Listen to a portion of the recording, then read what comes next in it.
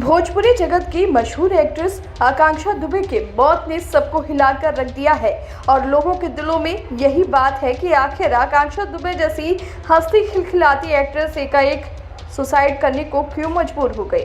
Actress आकांक्षा दुबे के जाने से पवन सिंह, आम्रपाली दुबे, रानी चैटर्जी ऐसी बड़े दिग्गज कलाकारों ने भी अपने सोशल मीडिया पर दुख जताया है और कहा है कि आकांक्षा दुबे का जाना हम सबके लिए एक बहुत बड़ा दुख है और इसके बारे में यकीन कर पाना अभी तक हमारे लिए कठिन हो रहा है। इसी बीच आकांक्षा दुबे की मौत के बाद उनकी मां ने उनके बॉयफ्रेंड के ऊपर गंभीर आरोप लगाए हैं और कहा है कि हमारी बेटी को आत्महत्या के लिए समर सिंह और उसके भाई ने उकसाया है। वहीं अभी दोनों ही आरोपी समर सिंह और उसका भाई संजय सिंह फरार है। वहीं इस मामले में भोजपुरी अदाकारा आकांक्षा दुबे के पीए महेंद्र कुमार यादव ने कई राज खोले हैं।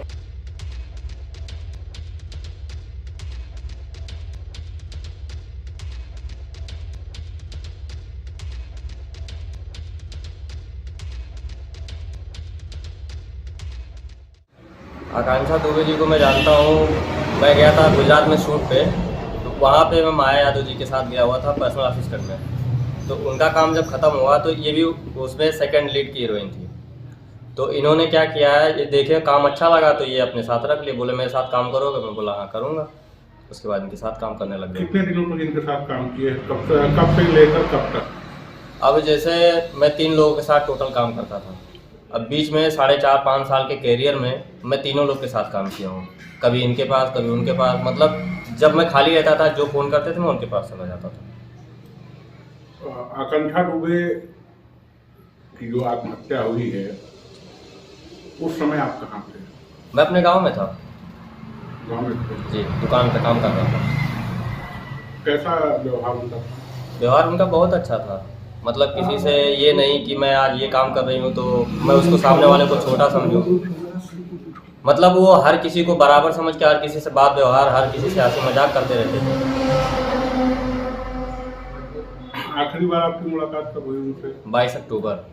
आखिरी बार शाम के टाइम में जब वहाँ से आने लग गया उनके पास से, तो घर आने के लिए रास्ते में वही आखिरी मुलाकात उनसे हुई बनारस से। कितनी फिल्मों की शूटिंग में उनके साथ लगभग रहे आप? लगभग 6-7। आपको बताते चले कि महेंद्र यादव जनपद सिद्धार्थनगर के पथरा थाने के निवासी हैं। इस मामले में उन्होंने कई संगीन खुलासे किए।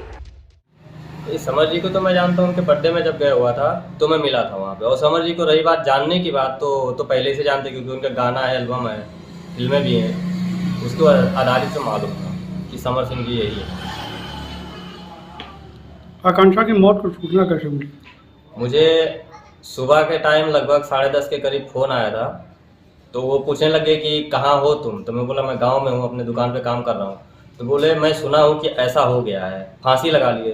तो बोला मुझे जानकारी नहीं है। तो फिर मैं क्या किया, फ़ोन किया उनकी मम्मी को फ़ोन करने की कोशिश किया, लेकिन लगा नहीं फ़ोन लगा दूसरी बार। उसके बाद उनका भाई उठाया फ़ोन उठाया तो मैं उनसे पूछा कि आंटी कहाँ है? तो बोलते हैं आंटी नहीं है, बाहर कहीं सामान लाने।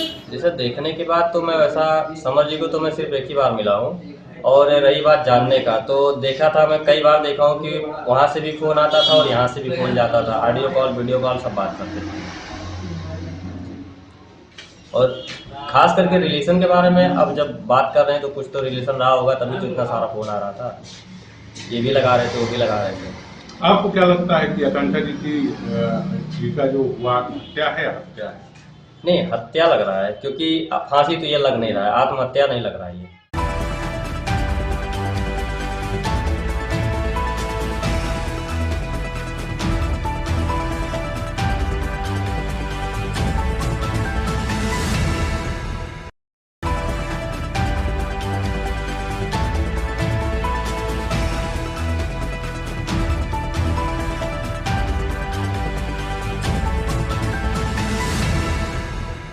सिद्धार्थनगर के डुमरियागंज में ऐतिहासिक स्थल भारत भारी मंदिर पर सनातन महाकुंभ का आयोजन किया गया। हिंदू युवा वाहिनी के प्रदेश प्रभारी और पूर्व विधायक राघवेंद्र प्रताप सिंह ने कार्यक्रम का आयोजन किया। कार्यक्रम में भारी संख्या में अयोध्या से आए साधु संतों ने हिस्सा लिया। ब्रह्म ऋषि महेश योगी ने सनातन महाकुंभ में संतों के साथ पहुंचकर पूजा अर्चना की। कार्यक्रम के दौरान हनुमान चालीसा भी भक्तों द्वारा पढ़कर बजरंगबली का आशीर्वाद लिया गया। हर तरफ भक्ति का माहौल बना रहा। कार्यक्रम में सदर विधायक श्यामधनी राही, पूर्व मंत्री डॉक्टर सतीश द्विवेदी, पूर्व जिला अध्यक्ष नरेंद्र मणि त्रिपाठी, पूर्व अध्यक्ष लालजी उर्फ पीड़ा बाबा, भाजपा नेता के पांडे, नगर पंचायत अध्यक्ष के पूर्व प्रतिनिधि मधुसूदन अकढेरी समेत भारी संख्या में श्रद्धालु मौजूद रहे। मीडिया से बात करते हुए ब्रह्म ऋषि महेश योगी ने कहा कि देश में 4 योग धाम की स्थापना के लिए दृढ़ संकल्प लिया हुआ है।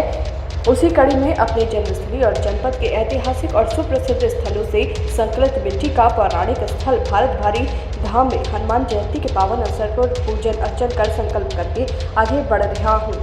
वहीं कार्यक्रम के आयोजक और पूर्व विधायक राघवेंद्र प्रताप सिंह ने कहा कि सनातन महाकुंभ के नाम से देश में ये पहला कार्यक्रम भारत भारी में हुआ है। अखंड भारत में पैदा हुआ हर व्यक्ति सनातनी है। महेश योगी जी ने अपने संकल्प की सिद्धि के लिए ये कार्यक्रम यहाँ से किया है। Bureau report, Siddharthnagar. देखिए, सनातन पर चर्चा इस समय देश और दुनिया में हो रही है और सनातन महाकुंभ के नाम से पहला कुंभ देश के उत्तर प्रदेश के यूपी के सिद्धार्थनगर और भारत भारी में शुभारंभ हुआ और यह बहुत पवित्र स्थान है। सबकी एकता की बात और इस धरती पे पैदा हुआ हर व्यक्ति, अखंड भारत में पैदा हुआ हर व्यक्ति सनातनी है और यह आभास दिलाने के लिए आज यहाँ पे महेश योगी जी का जो पूरे देश में 4 योगपीठ स्थापना का संकल्प था, वो संकल्प की सिद्धि के लिए और अपनी मातृभूमि में चरण वंदना के लिए हिंदू समाज का एकत्रीकरण हनुमान जी के जन्मोत्सव पर ये बहुत अच्छा अवसर है और समाज की एकता के लिए बहुत महत्वपूर्ण है। बस इससे ज़्यादा हनुमान जी के चरण से हो रही है, इसीलिए श्री अयोध्या धाम में ब्रह्मर्षि जो है वशिष्ठ योगपीठ की स्थापना का संकल्प है। और मेरी परिकल्पना थी कि भारत में दिव्यता तभी आ सकती है जब हमारी युवा पीढ़ी सनातन धर्म के प्रेरणा पथ पर योग, आध्यात्म और पुरुषार्थ के पथ पर चलना शुरू कर देगी, अपने ऋषियों को आदर्श मान करके चलेगी। तो हम अभी 350 ऋषियों पर मेरा शोध हुआ है भारत के, और हमारी परिकल्पना थी कि चारों ये योग धाम हैं, ये 100% ऊर्जा युक्त बने, जहाँ से लोगों को जो है आत्मिक और मानसिक रूप से प्रबलता मिल सके। इसलिए हमारी परिकल्पना है कि भारत की चारों धाम, 12 ज्योतिर्लिंग, 52 शक्तिपीठ और जितने भी हमारे देश के प्रमुख धर्म स्थल हैं, जितने भी हमारे देश के प्रमुख विद्या केंद्र हैं, इन समस्त भूमि की मिट्टी का इन चारों धाम में स्थापित हो, इस उद्देश्य को लेकर के मैंने 14 वर्षों का संकल्प लिया है कि 14 वर्षों में इन धामों को स्थापित करना है। और जो 22 नवंबर को श्री हनुमानगढ़ी से शुरुआत हुई है, आज उसकी प्रथम कलश यात्रा हमारी जन्मभूमि सिद्धार्थनगर में ये आज भगवान भरत की भूमि पर स्थापित हो रही है। और इसके बाद अभी मैं तुरंत अपनी जन्मभूमि के लिए प्रस्थान कर रहा हूँ, क्योंकि माता प्रथम गुरु है और जब तक माता का सानिध्य, माता का आशीर्वाद ना मिल जाए, तब तक किसी काम की पूर्ति नहीं होती है, क्योंकि वही आत्मबल है, आत्मशक्ति है।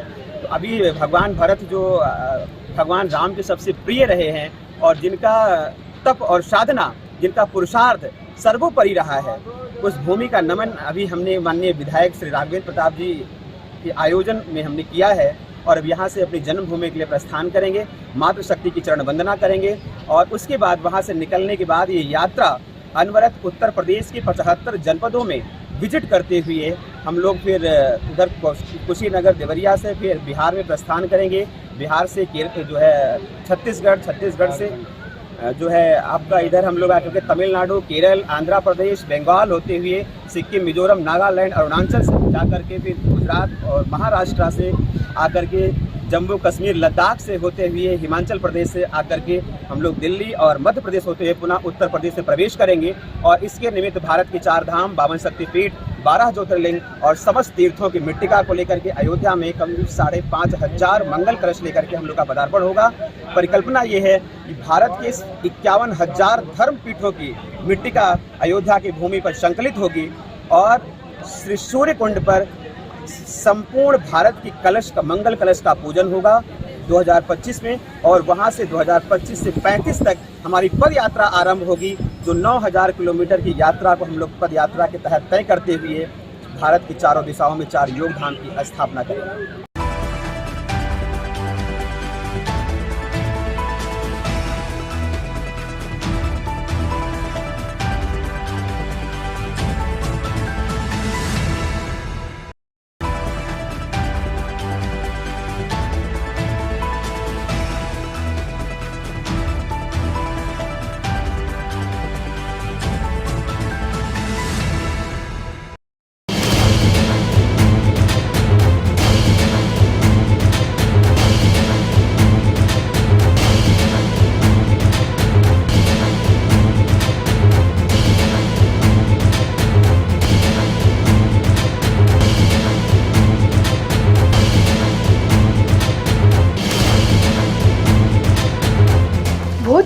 अभिनेत्री आकांक्षा सिंह को आत्महत्या के लिए उकसाने के आरोपी गायक समर सिंह को वाराणसी कमिश्नरेट की क्राइम ब्रांच ने गाजियाबाद से गिरफ्तार किया। नंदग्राम थाना इलाके में राजनगर एक्सटेंशन इलाके से समर सिंह को गिरफ्तार किया गया है। अब क्राइम ब्रांच की टीम उसे अदालत में पेश कर ट्रांजिट रिमांड पर वाराणसी लाएगी। मामले के दूसरे आरोपी संजय सिंह की तलाश जारी है। आपको बता दें कि गायक समर सिंह गाजियाबाद के नंदग्राम थाना इलाके के राजनगर एक्सटेंशन स्थित चाम्स क्रिस्टल सोसाइटी में छिपा था। गिरफ्तारी से बचने के लिए वो गाजियाबाद, नोएडा, दिल्ली और उत्तराखंड में लगातार ठिकाने बदल बदल कर रह रहा था।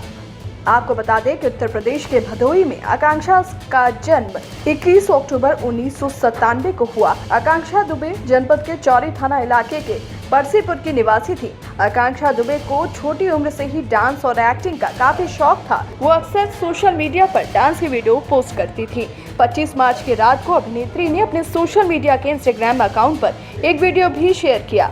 अभिनेत्री आकांक्षा दुबे ने कई फिल्मों में काम किया। हालांकि आकांक्षा के माता पिता उन्हें IAS बनाना चाहते थे, लेकिन उनकी छोटी उम्र से ही डांस और एक्टिंग में मन लगता था। 27 मार्च को वाराणसी के सारनाथ थाने में भोजपुरी अभिनेत्री आकांक्षा दुबे की मां मधु दुबे ने खुलासा किया था कि हमेशा खुश रहने वाली मेरी साहसी बिटिया को समर सिंह की काली नजर लग गई है। समर सिंह ने मेरी बेटी की जिंदगी बर्बाद की। वो आकांक्षा से इतना बेरहमी से पेश आता था जैसे दुश्मन पेश आते हैं। उन्होंने भोजपुरी गायक समर सिंह और उनके भाई संजय सिंह पर प्रताड़ित करने समेत अन्य आरोप लगाकर तहरीर दी थी।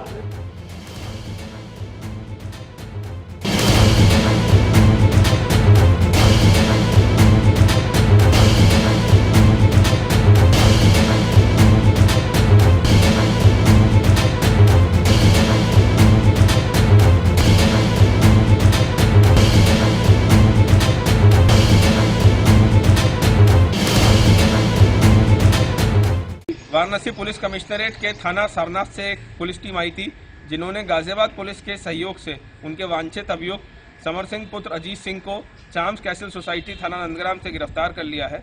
अभियुक्त को ट्रांजिट रिमांड हेतु गाजियाबाद कोर्ट में पेश किया जा रहा है, जिसके बाद उनको वाराणसी ले जाया जाएगा।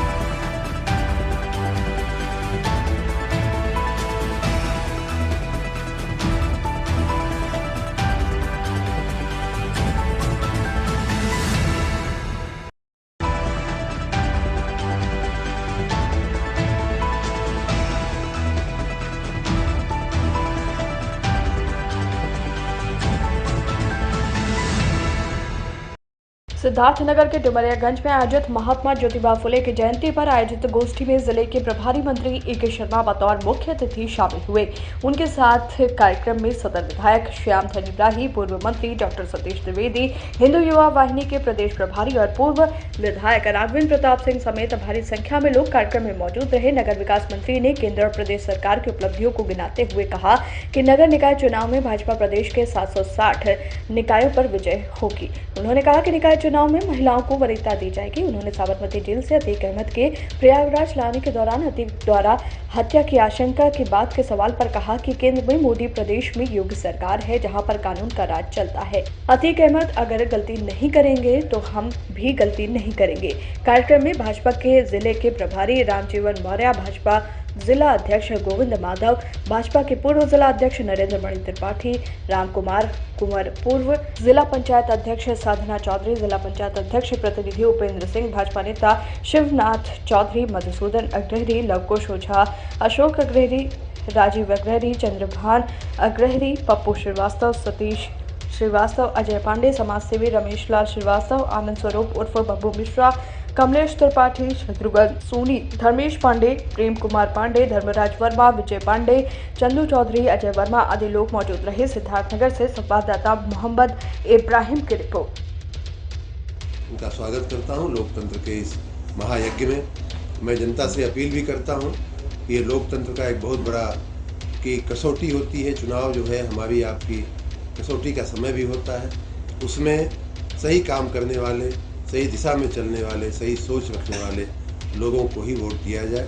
और ट्रिपल इंजन की सरकार जो एक देश में माननीय मोदी जी के नेतृत्व में चल रही है, माननीय योगी जी के नेतृत्व में जो लखनऊ में चल रही है, राज्य में चल रही है, उसी प्रकार डुमरियागंज, बढ़नी चापा, चाहे इटवा, चाहे बढ़नी बाजार, चाहे भारत बारी, तमाम ऐसे हमारे छोटे बड़े जो नगर निकाय है, सिद्धार्थ नगर जैसे, उन सब में भी भारतीय जनता पार्टी की सरकार या शासन आने से ट्रिपल इंजन की सरकार बनेगी और उससे उन निकायों की प्रगति, उन निकायों के विकास में और भी चार चांद लगेंगे। विकास विभाग ने पिछले कई महीनों से काफ़ी मेहनत किया है। हमारे कर्मचारियों अधिकारियों ने रात दिन जाग करके लिस्टों को आखिरीकरण करना, बीच में बहुत सारे अदालती मामले भी उपस्थित हुए, उनमें भी काफ़ी समय उपजा गया, लेकिन माननीय उच्च न्यायालय, सर्वोच्च न्यायालय सबने लोकतंत्र के इस महायज्ञ को आगे बढ़ाने के लिए उन्होंने क्लियरेंस दी। मैं उनका धन्यवाद करता हूं। मैं अपने विभाग के कर्मचारियों का भी धन्यवाद करता हूं कि बड़ी तन्मयता के साथ, निष्ठा के साथ उन्होंने चुनाव की पूरी प्रक्रिया को आगे बढ़ाया। अब जो कार्य होने हैं वो सारे के सारे चुनाव आयोग को करने हैं। हमारा कार्य एक तरह से चुनाव संपन्न कराने की दिशा में हमारा जो कार्य था वो अभी फिलहाल पूर्ण माना जाएगा। सर, राजनीतिक है माफिया अतीक से। सर, माफिया अतीक अहमद को गुजरात के साबरमती से प्रयागराज नैनी लाया जा रहा। अतीक कह रहा सर मेरी जो पेशी है वीडियो कॉन्फ्रेंसिंग से भी हो सकती थी। यूपी पुलिस की नीयत ठीक नहीं लग रही, मेरी हत्या कराना चाहिए। माननीय नरेंद्र मोदी जी और माननीय योगी जी के शासन में कानून का शासन है, कानून की व्यवस्था है।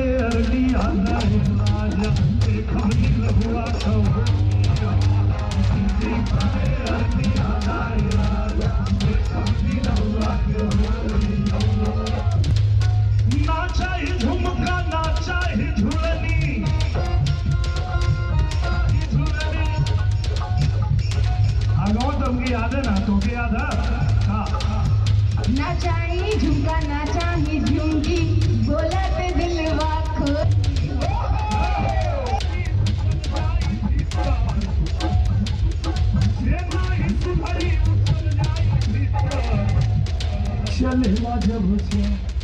बस्ती जनपद के गणेशपुर नगर पंचायत में तेज प्रताप सिंह सुड्डू के द्वारा आयोजित रामनवमी के अवसर पर सांस्कृतिक कार्यक्रम में शिरकत करने पहुंचे भोजपुरी के सुपरस्टार और आजमगढ़ से बीजेपी के सांसद दिनेश लाल निरहुआ ने मीडिया से बात करते हुए राहुल गांधी पर जमकर निशाना साधा। निरहुआ ने कहा कि राहुल गांधी को अब जय श्री राम बोलना चाहिए और एक आदर्श बेटा, आदर्श राजा और एक आदर्श नागरिक बनने के लिए उन्हें मर्यादा पुरुषोत्तम राम से सीखना चाहिए और वो उन्हें न्योता दे रही है कि राहुल गांधी अयोध्या आए और भगवान राम का दर्शन करें तो शायद उन्हें सद्बुद्धि आ जाए। दिनेश लाल निरहुआ ने कहा कि विपक्ष के सारे नेता भ्रष्टाचार से बचने के लिए एक हो रहे हैं, मगर ऐसा हो नहीं पाएगा क्योंकि प्रधानमंत्री ने पहले ही कह दिया था कि किसी भ्रष्टाचारी को छोड़ेंगे नहीं, तो वो किसी को छोड़ने वाले नहीं हैं। आजमगढ़ मॉडल का उदाहरण देते हुए कहा कि पहले आजमगढ़ में लोग सांसद को देखे नहीं थे, मगर अब तमाम विकास के कार्य हो रहे हैं। जनता को भी लग रहा है कि उन्होंने एक अच्छा सांसद चुना है। उन्होंने कहा कि प्रधानमंत्री नरेंद्र मोदी की तरफ आज पूरा विश्व आशा भरी निगाह से देख रहा है। पहले ऐसा होता था कि भारत को जब कोई परेशानी होती थी तो वो दूसरे देशों की तरफ देखता था, मगर आज हालात बदल चुके हैं और जब दुनिया के किसी देश को कोई मदद होती है तो वो भारत से मदद मांगता है। राहुल गांधी के द्वारा प्रधानमंत्री को लेकर कायरता वाले दिए गए बयान पर कहा कि उनके द्वारा दिया गया बयान उनके संस्कार को प्रदर्शित करता है, इसलिए उनको जैसा संस्कार मिला है वो वैसा ही बोल रहे हैं। वहीं बनारस में भोजपुरी अभिनेत्री आकांक्षा दुबे के द्वारा सुसाइड करने के सवाल पर बीजेपी सांसद दिनेश लाल निरहुआ ने कहा कि आकांक्षा दुबे बहुत ही होनहार बच्ची थी और वो भी उसके साथ काम कर चुके हैं। ऐसे में किसी भी वजह से अगर उसने अपने प्राण त्यागे हैं तो इसकी निश्चित तौर पर जांच होनी चाहिए और वादा किया कि आकांक्षा की मां को जरूर न्याय मिलेगा। वहीं आरोपी गायक का बचाव करते हुए कहा कि जब तक कानूनी जांच पूरी नहीं हो जाती तब तक किसी के बारे में कुछ कहना उचित नहीं है। वहीं सांसद और पूर्व मुख्यमंत्री जगदम्बिका पाल भी उक्त कार्यक्रम में शिरकत करने पहुंचे, जहां उन्होंने मीडिया से बात करते हुए राहुल गांधी पर निशाना साधा और कहा कि सदन में काले कपड़े पहनकर कांग्रेस का विरोध प्रदर्शन दर्शाता है कि उनकी न तो लोकतंत्र में कोई आस्था है और न ही न्यायपालिका में कोई भरोसा है। बीजेपी लगातार कांग्रेस मुक्त भारत बनाने की दिशा में काम कर रही है। इसका उदाहरण पिछले 2 लोकसभा चुनाव रहे हैं। वैश्विक समस्याओं के समाधान में आज नरेंद्र मोदी आगे आते हैं और दुनिया के शक्तिशाली देश भी भारत से मदद मांगते हैं। भारत की तुलना पहले पाकिस्तान, बांग्लादेश, नेपाल, म्यांमार जैसे देशों से होती थी, मगर आज स्थिति बदल चुकी है। पाकिस्तान की आर्थिक तंगी पर भी कटाक्ष करते हुए कहा कि डीजल खरीदने तक का उनके पास पैसा नहीं है। पाक बुरे दौर से गुजर रहा है और हमारा भारत दुनिया के टॉप इकोनॉमी लिस्ट में शामिल है। अखिलेश यादव को लेकर जगदम्बिका पाल ने दो टूक कहा कि उनका हर बयान अब हताशा में दिया जाता है। इस दौरान कार्यक्रम में भारी संख्या में लोग मौजूद रहे। ब्यूरो रिपोर्ट बस्ती।